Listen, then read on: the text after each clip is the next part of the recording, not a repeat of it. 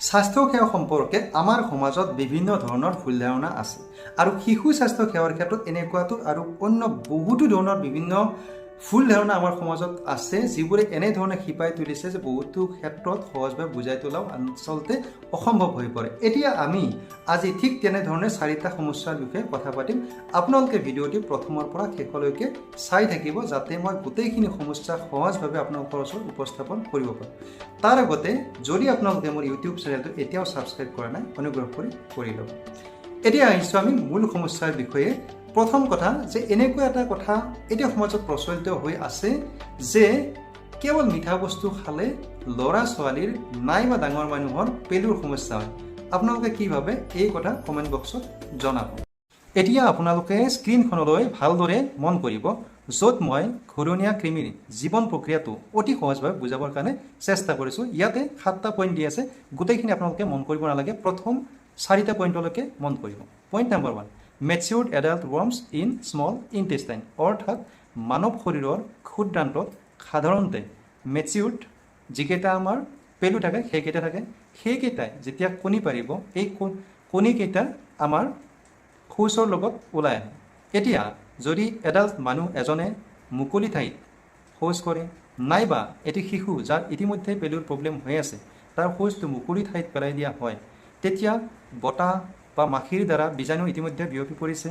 লগতে সেই মাটিত যিকেইটা মিহলি হৈ আছে কণী, ল'ৰা ছোৱালী বিভিন্ন ধৰণে খেলা ধূলা কৰাৰ পাছত এজনে আনজনৰ লগত খেলা ধূলা কৰা অৱস্থাত হাতত বা ভৰিত বীজাণুকেইটা অৰ্থাৎ এই কণীকেইটা ইতিমধ্যে লাগি আহিছে।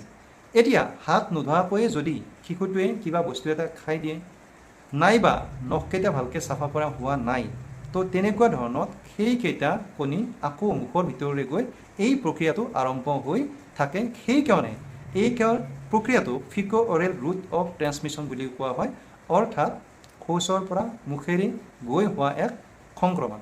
গতিকে ইয়াতে মিঠা বস্তু খোৱা বুলি আচলতে কোনো ডাইৰেক্ট সম্পৰ্ক নাই। মিঠা বস্তুৱে হওক বা টেঙা বস্তুৱে হওক, আচলতে ইয়াতে আমাৰ হাইজিন পৰিষ্কাৰ পৰিচ্ছন্নতাৰহে অতিকৈ প্ৰয়োজন আছে। দ্বিতীয়টো ভুল ধাৰণা এই যে পেলু দৰৱ খোৱাৰ পিছত লিভাৰ টনিক খুৱাব লাগে নেকি? উত্তৰটো হৈছে বিগ ন', নালাগে। আচলতে পেলুৰ সংক্ৰমণ হোৱাৰ পিছত এজন শিশু, মূলতঃ 3 পৰা 8 বছৰৰ ভিতৰৰ শিশু এটি নাইবা ডাঙৰ মানুহৰ যি পেলুৰ সংক্ৰমণ হয় তাৰ ফলত মানুহজনৰ হিমোগ্ল'বিন অৰ্থাৎ আইৰণ আৰু ভিটামিন এ ডকাইতি কৰে এই পেলুৰ সংক্ৰমণ হোৱাটোৱে। গতিকে সাধাৰণতে পেলুৰ দৰৱ খোৱাৰ পিছত এজন শিশুক বা ডাঙৰ মানুহক আইৰণ চিৰাপহে দিয়া হয়, আৰু যদি শিশুটি ইতিমধ্যে পুষ্টিহীনতাত ভুগিছে তেন্তে ভিটামিন এও ছাপ্লিমেণ্টেশ্যন দিয়া হয়। লিভাৰ টনিকৰ প্ৰাসংগিকতা ইয়াত নাই। পইণ্ট নম্বৰ 3, ছাৰ এতিয়া গৰমৰ দিন, এতিয়া পেলুৰ দৰৱ খুৱাব পাৰিম নে নাই, বা গৰমৰ দিনত পেলুৰ মেডিচিন দিব পৰা যায়নে? ইয়াৰ এনচাৰটো হৈছে পেলু এক সংক্ৰমণ, গৰমৰ দিনতো হ'ব পাৰে, ঠাণ্ডাৰ দিনতো হ'ব পাৰে। ইয়াৰ বীজাণু গৰমৰ দিনত থাকিব পাৰে, ঠাণ্ডাৰ দিনত থাকিব পাৰে। গতিকে যেতিয়াই এটি শিশুক নাইবা ডাঙৰ মানুহক পেলুৰ দৰৱ দিয়াৰ প্ৰয়োজন হৈ পৰে তেতিয়া নিতান্তই দিবই লাগিব।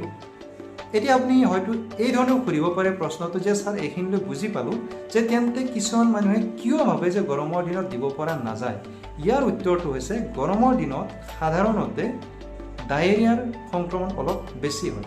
কেতিয়াবা এটি শিশুৱে মেডিচিনটো খাই দিলে, যিটো আমাৰ পেলু দৰৱ দিয়া হয়, খাই দিলে তাৰ লগে লগে ডায়েৰিয়া হৈ গ'ল বা তাৰ আগে পিছে ডায়েৰিয়া, হয়তো ভাবিব পাৰে যে ইয়াৰ কাৰণে হয়তো ডায়েৰিয়া হয়, এইটো এটা কাৰণ হ'ব পাৰে। কিন্তু মূলতঃ ই এক প্ৰচলিত ভুল ধাৰণাহে। গৰম বা ঠাণ্ডা দিন বুলি পেলুৰ দৰৱ দিয়াৰ কোনো নিয়ম বিজ্ঞানসন্মতভাৱে নাই। আপুনি কোৱা পইণ্ট 3টাই বুজিলোঁ। এতিয়া কওকচোন বাৰু যে গৰ্ভাৱস্থাত প্ৰেগনেঞ্চি ষ্টেটত পেলুৰ দৰৱ দিব পৰা যায়নে নাই? ইয়াৰ উত্তৰ মই আপোনালোকক অতি চমুকৈ দিছোঁ যে আচলতে প্ৰেগনেঞ্চি এটা এনেকুৱা কণ্ডিশ্যন য'ত এনিমিয়া হোৱাৰ চান্সটো অতি বেছিকৈ বাঢ়ি যায়। সেইকাৰণে গভৰ্ণমেণ্ট অফ ইণ্ডিয়াৰ গাইডলাইনছ অনুসৰি এতিয়া প্ৰেগনেঞ্চি ষ্টেটত 3 মাহ ক্ৰছ কৰাৰ পিছত, ফাৰ্ষ্ট ট্ৰাইমেষ্টাৰ ক্ৰছ কৰাৰ পিছতে পেলুৰ কিন্তু এবাৰ দৰৱ এপালি দৰৱ খুৱাবৰ কাৰণে গাইডলাইনছত আছে আপোনালোকে MCQ কাৰ্ড পঢ়ি চাব আজিলৈ ইমানে আশা কৰিছোঁ আপোনালোকে পইণ্টকেইটা বুজি পাইছে যদি কিবা কনফিউজন আছিল বা আছে বা ঠিক একেই ধৰণৰ প্ৰশ্নৰ উদ্বেগ আপোনালোকৰ মনত হয় তেন্তে নিশ্চয় জনাব আৰু আগলৈ ভিডিঅ'বোৰ চাই থাকিব থেংক ইউ